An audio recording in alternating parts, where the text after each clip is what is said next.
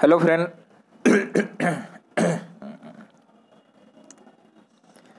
Hello friends, स्वागत है आप सभी का हमारे यूट्यूब चैनल एग्जाम गुरु में।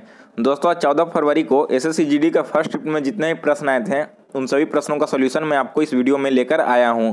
तो इस वीडियो को बिना स्किप किए शुरू से अंत तक देखिएगा और वीडियो पसंद आए तो लाइक और शेयर करना ना भूलिएगा। चलिए हम वीडियो को अब शुरू करते हैं। सबसे पहले हम लोग हिंदी के प्रश्नों से शुरू करते हैं। हिंदी में आपका एक प्रश्न पूछा गया था कि चंद्रमा का पर्यायवाची शब्द क्या है। आपको इसका सही आंसर हो जाएगा शशि। चंद्रमा का पर्यायवाची शब्द शशि है। अगले क्वेश्चन की ओर बढ़ते हैं हम लोग। तो अगला एक क्वेश्चन आया था आपका कि आदर का विलोम शब्द बताइए।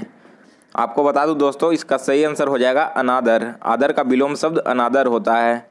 एक और आपका विलोम शब्द पूछा गया था कि आवरण का विलोम शब्द क्या होगा।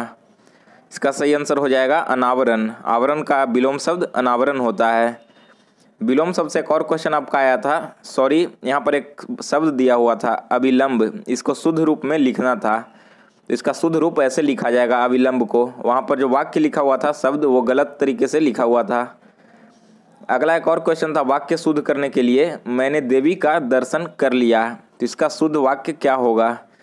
तो आपको बता दूं कि यहाँ पर जो का है इसके बदले के हो जाएगा। मैंने देवी के दर्शन कर लिए। अगले क्वेश्चन की ओर बढ़ते हैं हम लोग। अगला क्वेश्चन एक और आया था,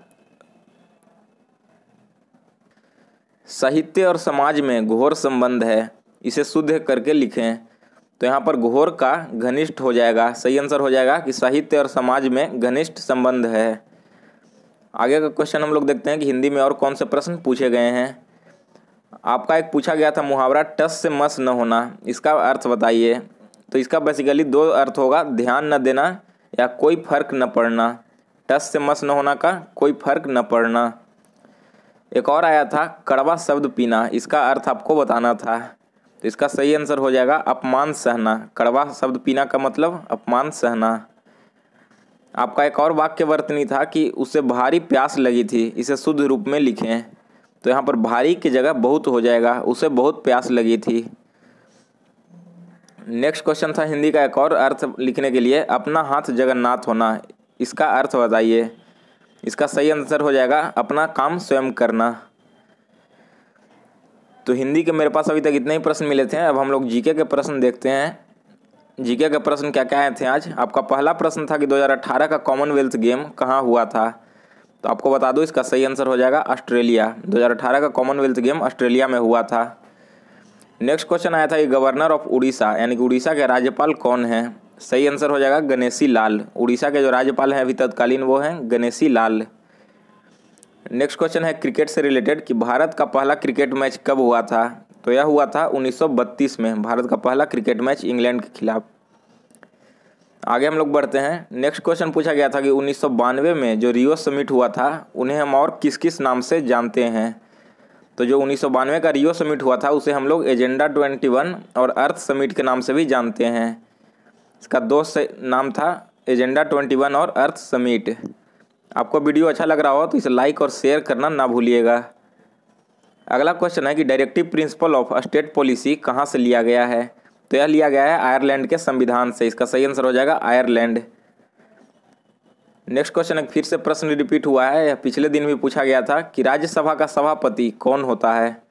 आपको बता दूं इसका सही आंसर हो जाएगा वाइस प्रेसिडेंट यानी कि उपराष्ट्रपति। राज्यसभा का सभापति होते हैं उपराष्ट्रपति। नेक्स्ट एक क्वेश्चन आया था गोदावरी नदी से रिलेटेड। यह पूरा प्रश्न मुझे नहीं मिल पाया है अभी।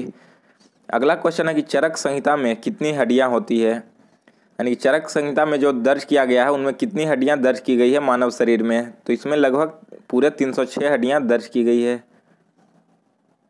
आगे देखते हैं हम लोग कि मानवाधिकार दिवस कब मनाया जाता है। ये प्रश्न बार बार रिपीट हो रहे हैं हर एक एग्जाम में कि मानवाधिकार दिवस कब मनाया जाता है। तो यह मनाया जाता है 10 दिसंबर को। सही आंसर हो जाएगा 10 दिसंबर। नेक्स्ट प्रश्न है 10वां कि भोजन का जो पाचन होता है वह किस एसिड से होता है। आपको बता दूं पेट में HCl रहता है, हाइड्रोक्लोरिक एसिड, इसी से आपके भोजन का पाचन होता है। अगला क्वेश्चन आया था राष्ट्रीय खेल दिवस कब मनाया जाता है। तो यह प्रत्येक वर्ष 28 अगस्त को मनाया जाता है, मेजर ध्यानचंद के जन्मदिन पर। आगे क्वेश्चन है कि स्वराज मेरा जन्मसिद्ध अधिकार है, यह नारा किसने दिया था। इसका सही आंसर हो जाएगा बाल गंगाधर तिलक। स्वराज मेरा जन्मसिद्ध अधिकार है, इस नारे को बाल गंगाधर तिलक ने दिया था। आगे देखते हैं हम लोग इंग्लिश के क्वेश्चन। इंग्लिश में आपका एक वोकल का अपोजिट पूछा था, एंटोनिम ऑफ वोकल। तो वोकल का एंटोनिम हो जाएगा साइलेंट। इसका सही आंसर साइलेंट हो जाएगा। एक और आपका ईरर का क्वेश्चन था जिसमें सेंटेंस कुछ हुम या हु करके दिया हुआ था, इसमें आपको ईरर फाइंड करना था। आपको इन्हीं दोनों में से कोई एक ईरर था। एक और क्वेश्चन आया था कि any of these two books is good, इसका ईरर फाइंड करना था। तो यहाँ पर एनी की जगह आइदर हो जाएगा। एनी दो से अधिक वस्तुओं के लिए उपयोग किया जाता है, जबकि आइदर दो वस्तुओं के लिए उपयोग किया जाता है। तो अभी तक मुझे इतने ही प्रश्न मिले हैं, और भी जैसे ही नया प्रश्न मिलता है तो मैं उसका वीडियो बनाकर अपलोड कर दूंगा। अगर आपको कोई प्रश्न याद हो तो वो हमें नीचे कमेंट सेक्शन में ज़रूर लिखें।